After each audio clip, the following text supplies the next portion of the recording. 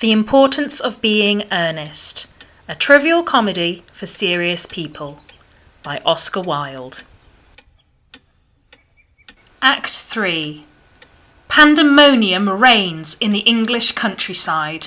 False names, broken engagements, sensational diary entries, all before afternoon tea could be properly served. A few moments later, we find Cecily and Gwendolen inside the house, staring intently at the two men fighting rather absurdly over the muffin tray. Disastrously, neither of them are called Ernest, but rather Jack and Algernon, which in this age of ideals really will not do. It really is incredible how one afternoon can uncover such absurdity and double dealings, even among the English upper classes. The fact they did not follow us at once into the house, as anyone else would have done, seems to me to show that they have some sense of shame left. They have been eating muffins. That looks like repentance. They don't seem to notice us at all. Couldn't you cough? But I haven't a cough. They're looking at us. What effrontery! They're approaching. That's very forward of them. Let us preserve a dignified silence. Certainly. It's the only thing to do now.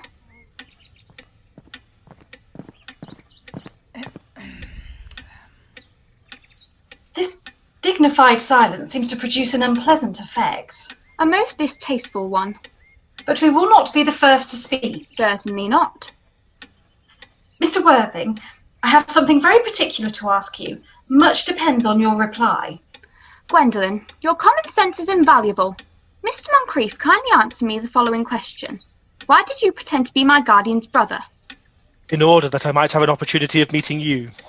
That certainly seems a satisfactory explanation, does it not? Yes, dear, if you can believe him. I don't. But that does not affect the wonderful beauty of his answer. True. In matters of grave importance, style, not sincerity, is the vital thing. Mr. Worthing, what explanation can you offer me for pretending to have a brother? Was it in order that you might have an opportunity of coming up to town to see me as often as possible? Can you doubt it, Miss Fairfax? I have the gravest doubts upon the subject, but I intend to crush them. This is not the moment for German scepticism. Their explanations appear to be quite satisfactory, especially Mr. Worthing's.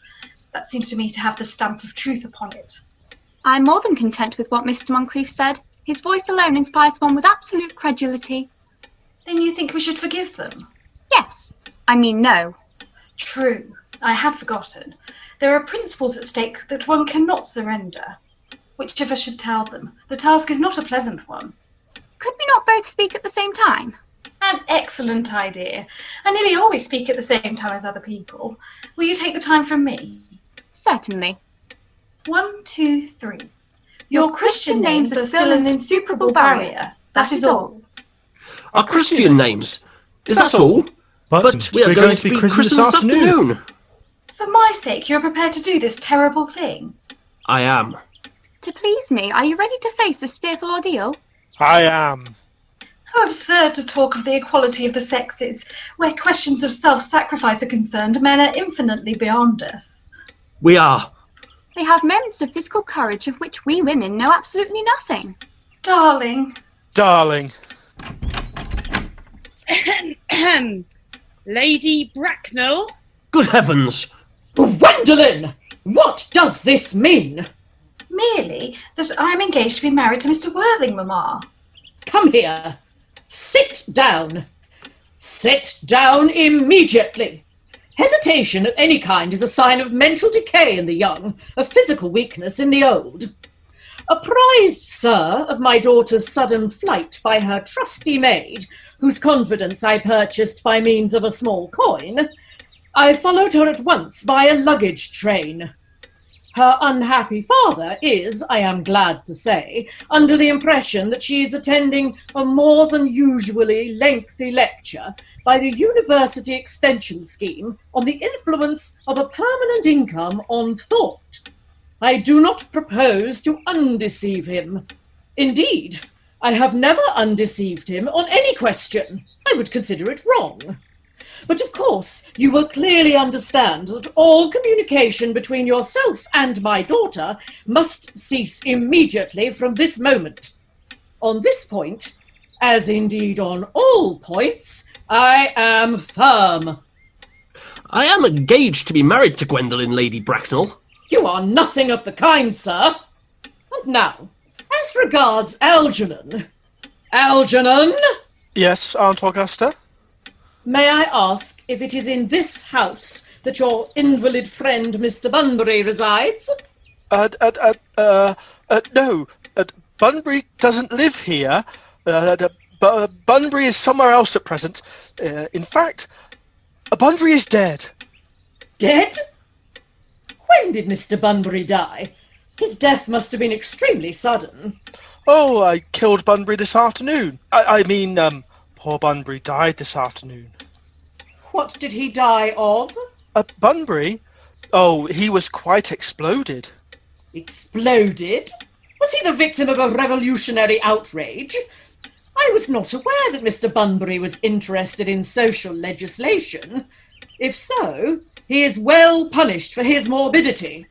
My dear Aunt Augusta, I mean, he was found out. The doctors found out that Bunbury could not live. That is what I mean. So Bunbury died. He seems to have had great confidence in the opinion of his physicians. I am glad, however, that he made up his mind at last to some definite course of action and acted under proper medical advice. And now that we've finally got rid of this Mr. Bunbury, may I ask Mr. Worthing, who is that young person whose hand my nephew Algernon is now holding in what seems to me a peculiarly unnecessary manner? That lady is Miss Cecily Cardew, my ward. I am engaged to be married to Cecily, Aunt Augusta. I beg your pardon? Mr. Moncrief and I are engaged to be married, Lady Bracknell. I do not know whether there is anything peculiarly exciting in the air of this particular part of Hertfordshire, but the number of engagements that go on seems to me to be considerably above the proper average that statistics have laid down for our guidance. I think some preliminary inquiry on my part would not be out of place. Mr. Worthing, is Miss Cardew at all connected with any of the larger railway stations in London? I merely desire information. Until yesterday, I had no idea that there were any families or persons whose origin was a terminus. Miss Cardew is the granddaughter of the late Mr. Thomas Cardew of 149 Belgrave Square, SW, Gervase Park, Dorking, Surrey, and the Sporran, Fiveshire, MB. That sounds not unsatisfactory. 3 addresses always inspire confidence, even in tradesmen. But what proof have I of their authenticity? I have carefully preserved the court guides of the period. They are open to your inspection, Lady Bracknell. I have known strange errors in that publication. Miss Cardew's family solicitors are Mrs. Markby, and Markby. Markby, and Markby? A firm of the very highest position in their profession. Indeed, I am told that one of the Mr. Markbys is occasionally to be seen at dinner parties. So far, I am satisfied. Oh, how extremely kind of you, Lady Bracknell. I also have in my possession, you'll be pleased to hear, certificates of Miss Cardew's birth, baptism, whooping cough, registrations, vaccination, confirmation, and the measles, both the German and the English variety. Ah, a life crowded with incident, I see. Though perhaps somewhat too exciting for a young girl, I am not myself in favour of premature experiences. Gwendolen, the time approaches for our departure. We have not a moment to lose. As a matter of form, Mr. Worthing, I had better ask you if Miss Cardew has any little fortune. Oh, about £130,000 in the funds, that is all. Goodbye, Lady Bracknell. So pleased to have seen you. A moment, Mr. Worthing. £130,000? And in the funds? Miss Cardew seems to me a most attractive young lady, now that I look at her. A few girls of the present day have any really solid qualities, any of the qualities that last and improve with time. We live, I regret to say, in an age of surfaces. Come over here, dear. Pretty child, your dress is sadly simple, and your hair seems almost as nature might have left it, but we can soon alter all that. A thoroughly experienced French maid produces a really marvellous result in a very brief space of time. I remember recommending one to young Lady Lancing, and after 3 months, her own husband did not know her. And after 6 months, nobody knew her. Kindly turn round, sweet child. No, the side view is what I want. Yes, quite as I expected. There are distinct social possibilities in your profile. The two weak points in our age are its want of principle and its want of profile. The chin a little higher, dear. Style largely depends on the way the chin is worn. They are worn very high just at present. Algernon? Yes, Aunt Augusta? There are distinct social possibilities in Miss Cardew's profile. Cecily's the sweetest, dearest, prettiest girl in the whole world, and I don't care tuppence about social possibilities. Never speak disrespectfully of society, Algernon. Only people who can't get into it do that. Dear child, of course you know that Algernon has nothing but his debts to depend on, but I do not approve of mercenary marriages. When I married Lord Bracknell, I had no fortune of any kind, but I never dreamed for a moment of allowing that to stand in my way. Well, I suppose I must give my consent. Thank you, Aunt Augusta. Cecily, you may also address me as Aunt Augusta for the future. Thank you, Aunt Augusta. The marriage, I think, had better take place quite soon. Thank you, Aunt Augusta. Thank you, Aunt Augusta. To speak frankly, I am not in favour of long engagements. They give people the opportunity of finding out each other's character before marriage, which I think is never advisable. I beg your pardon for interrupting you, Lady Bracknell, but this engagement is quite out of the question. I am Miss Cardew's guardian, and she cannot marry without my consent until she comes of age. That consent I absolutely decline to give. Upon what grounds, may I ask? Algernon is an extremely, I may almost say an ostentatiously eligible young man. He has nothing, but he looks everything. What more can one desire? It pains me very much to have to speak frankly to you, Lady Bracknell, about your nephew, but the fact is, I do not approve at all of his moral character. I suspect him of being untruthful. Untruthful? My nephew, Algernon? Impossible. He is an Oxonian. I fear there can be no possible doubt about the matter. This afternoon, during my temporary absence in London, on an important question of romance, he obtained admission to my house by means of the false pretence of being my brother. Under an assumed name, he drank, I've just been informed by my butler, an entire pint bottle of my Perrier Jouet, Brut 89, a wine I was specially reserving for myself. Continuing his disgraceful deception, he succeeded in the course of the afternoon in alienating the affections of my only ward. He subsequently stayed to tea and devoured every single muffin. And what makes his conduct even more heartless is that he was perfectly well aware from the first that I have no brother, that I never had a brother, and that I don't intend to have a brother, not even of any kind. I distinctly told him so myself yesterday afternoon. Mr. Worthing, after careful consideration, I have decided entirely to overlook my nephew's conduct to you. Well, that is very generous of you, Lady Bracknell. My own decision, however, is unalterable. I decline to give my consent. Come here, sweet child. How old are you? Well, I am only really 18, but I always admit to 20 when I go to evening parties. You are perfectly right in making some slight alteration. Indeed, no woman should ever be quite accurate about her age. It looks so calculating. 18. but admitting to 20 at evening parties. Well, it will not be very long before you are of age and free from the restraints of tutelage, so I don't think your guardian's consent is, after all, a matter of any importance.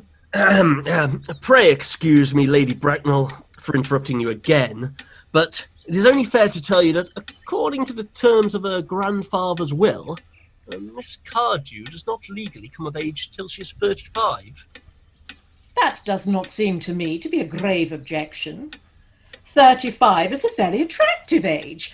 London society is full of women of the very highest birth who have, of their own free choice, remained 35 for years. Lady Dumbleton is an instance in point. To my own knowledge, she has been 35 ever since she arrived at the day of 40, which was many years ago now. I see no reason why our dear Cecily should not be still more attractive at the age you mention than she is at present. There will be a large accumulation of property. Algy, could you wait for me till I was 35? Of course I could, Cecily. You know I could. Yes, I felt it instinctively, but I couldn't wait all that time. I hate waiting even 5 minutes for anybody. It always makes me rather cross. I'm not punctual myself, I know, but I do like punctuality in others, and waiting even to be married is quite out of the question. Then what is to be done, Cecily? I don't know, Mr. Moncrief. My dear Mr. Worthing, as Miss Cardew states positively that she cannot wait until she is 35, a remark which I'm bound to say seems to me to show a somewhat impatient nature, I would beg of you to reconsider your decision. But my dear Lady Bracknell, the matter is entirely in your own hands. The moment you consent to my marriage with Gwendolen, I will most gladly allow your nephew to form an alliance with my ward. You must be quite aware that what you propose is out of the question. Then passionate celibacy is all that any of us can look forward to. That is not the destiny I propose for Gwendolen. Algernon, of course, can choose for himself. Come, Gwendolen, we have already missed 5, if not 6 trains. To miss any more might expose us to comment on the platform. Everything is quite ready for the christenings. The christenings, sir? Is not that somewhat premature? Both these gentlemen have expressed a desire for immediate baptism. At their age? The idea is grotesque and irreligious. Algernon, I forbid you to be baptized. I will not hear of such excesses. Lord Bracknell would be highly displeased if he learned that that was the way in which you wasted your time and money. Am I to understand, then, that there are to be no christenings at all this afternoon? I don't think that, as things are now, it would be of much practical value to either of us, Dr. Chasuble. I am grieved to hear such sentiments from you, Mr. Worthing. They savour of the heretical views of the Anabaptists, views that I have completely refuted in 4 of my unpublished sermons. However, as your present mood seems to be one peculiarly secular, I will return to the church at once. Indeed, I have just been informed by the pew opener that for the last hour and a half, Miss Prism has been waiting for me in the vestry. Miss Prism? Did I hear you mention a Miss Prism? Yes, Lady Bracknell. I'm on my way to join her. Pray, allow me to detain you for a moment. This matter may prove to be one of vital importance to Lord Bracknell and myself. Is this Miss Prism a female of repellent aspect, remotely connected with education? She is the most cultivated of ladies, and the very picture of respectability. It is obviously the same person. May I ask what position she holds in your household? I am a celibate, madam. Miss Prism, Lady Bracknell, has been for the last 3 years Miss Cardew's esteemed governess and valued companion. In spite of what I hear of her, I must see her at once. Let her be sent for. She approaches. She is nigh. I was told you expected me in the vestry, dear Canon. I have been waiting for you there for an hour and 3/4. Ooh! Prism! Come here, Prism! Prism? Where is that baby?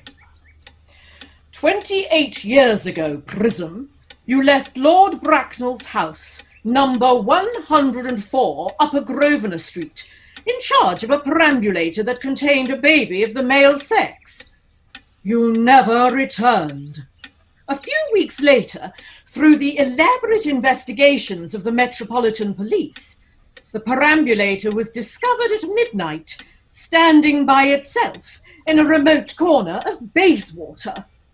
It contained the manuscript of a 3-volume novel of more than usually revolting sentimentality. But the baby was not there. Prism, where is that baby? Lady Bracknell, I admit with shame that I do not know. I only wish I did. The plain facts of the case are these. On the morning of the day you mention, a day that is forever branded on my memory, I prepared as usual to take the baby out in its perambulator. I had also with me a somewhat old but capacious handbag, in which I had intended to place the manuscript of a work of fiction that I had written during my few unoccupied hours. In a moment of mental abstraction, for which I never can forgive myself, I deposited the manuscript in the bassinet and placed the baby in the handbag. But where did you deposit the handbag? Do not ask me, Mr. Worthing. Miss Prism, this is a matter of no small importance to me. I insist on knowing where you deposited the handbag that contained that infant. I left it in the cloakroom of one of the larger railway stations in London. What railway station? Oh, Victoria! The Brighton line! Oh. I must retire to my room for a moment. Gwendolen, wait here for me. If you are not too long, I will wait here for you all my life.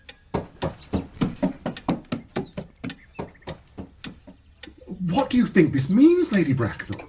I dare not even suspect, Dr. Chasuble. I need hardly tell you that in families of high position, strange coincidences are not supposed to occur. They are hardly considered the thing. Well, Jack seems strangely agitated. Your guardian has a very emotional nature. This noise is extremely unpleasant. It sounds as if he was having an argument. I dislike arguments of any kind. They are always vulgar and often convincing. It has stopped now. I wish he would arrive at some conclusion. This suspense is terrible. I hope it will last. Is this the handbag, Miss Prism? Examine it carefully before you speak. The happiness of more than one life depends on your answer. It seems to be mine. Yes, here is the injury it received through the upsetting of a Gower Street omnibus in younger and happier days. Oh, here is the stain on the lining caused by the explosion of a temperance beverage, an incident that occurred at Leamington. And look, on the lock are my initials. I had forgotten that in an extravagant mood I had them placed there. The bag is undoubtedly mine. I'm delighted to have it so unexpectedly restored to me. It has been a great inconvenience being without it all these years. Miss Prism, more is restored to you than this handbag. I was the baby you placed in it. You? Yes, Mother! Oh, Mr. Worthing, I am unmarried. Unmarried? I do not deny that this is a serious blow, but after all, who has the right to cast a stone against one who has suffered? Cannot repentance wipe out an act of folly? Why should there be one law for men and another for women? Mother, I forgive you. Mr. Worthing, there is some error. There is the lady who can tell you who you really are. Lady Bracknell? Oh, I hate to seem inquisitive, but would you kindly inform me who I am? I am afraid that the news I have to give you will not altogether please you. You are the son of my poor sister, Mrs. Moncrief, and, consequently, Algernon's elder brother. Algy's elder brother! Then I have a brother after all! I knew I had a brother. I always said I had a brother. Cecily, how could you have ever doubted that I had a brother? Dr. Chasuble, my unfortunate brother. Miss Prism, my unfortunate brother. Gwendolen, my unfortunate brother. Algy, you young scoundrel. You'll have to treat me with more respect in the future.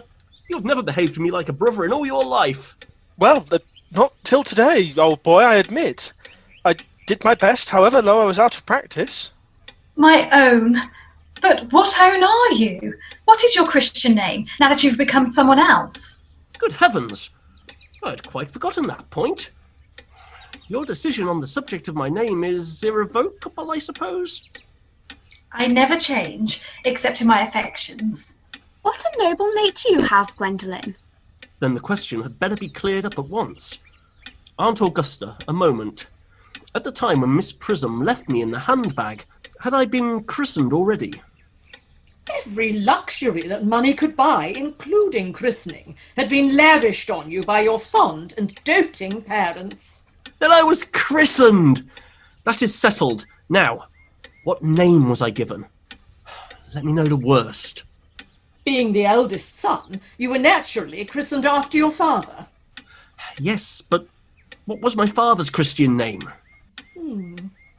I cannot at the present moment recall what the General's Christian name was, but I have no doubt he had one.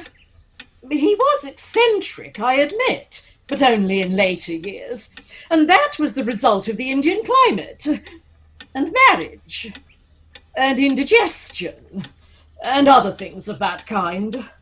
Algy, can't you recollect what our father's Christian name was? My dear boy, we were never even on speaking terms. He died before I was a year old. His name would appear in the army lists of the period, I suppose, Aunt Augusta. The General was essentially a man of peace, except in his domestic life, but I have no doubt his name would appear in any military directory. The army lists of the last 40 years are here. These delightful records should have been my constant study. M. Generals. Malham, Maxwell, Magley. What ghastly names they have. Marksby, Mixby, Mobbs, Moncrief. Lieutenant 1840, Captain. Lieutenant Colonel, Colonel. General 1869, Christian names. Ernest John. I always told you, Gwendolen. My name was Ernest, didn't I? Well, it is Ernest after all. I mean, it naturally is Ernest. Yes, I remember now that the General was called Ernest. I knew I had some particular reason for disliking the name. Ernest, my own Ernest. I felt from the first that you could have no other name. Gwendolen, it is a terrible thing for a man to find out suddenly that all his life he has been speaking nothing but the truth. Can you forgive me? I can, for I feel that you are sure to change. My own one. Letitia. Frederick, at last! Cecily, at last! Gwendolen, at last! My nephew, you seem to be displaying signs of triviality. On the contrary, Aunt Augusta, I've now realised for the first time in my life the vital importance of being earnest. The Importance of Being Earnest was written by Oscar Wilde and performed by Heckington Players Amateur Dramatic Society. It starred Dan Excel as Jack Worthing, Dan Paulson as Algernon Moncrief, Rachel Rowett as the Honourable Gwendolen Fairfax, Hannah Priestley as Cecily Cardew, Colette Buchanan Gray as Lady Augusta Bracknell, Kai Bailey as Miss Prism, Keith Bagley as the Reverend Canon Chasuble, and Amy Ash as Merriman. The programme was recorded by Callum Thursby and directed by Laura Griffin and Callum Thomas. This was a Heckington Players production for Heckington Living Radio.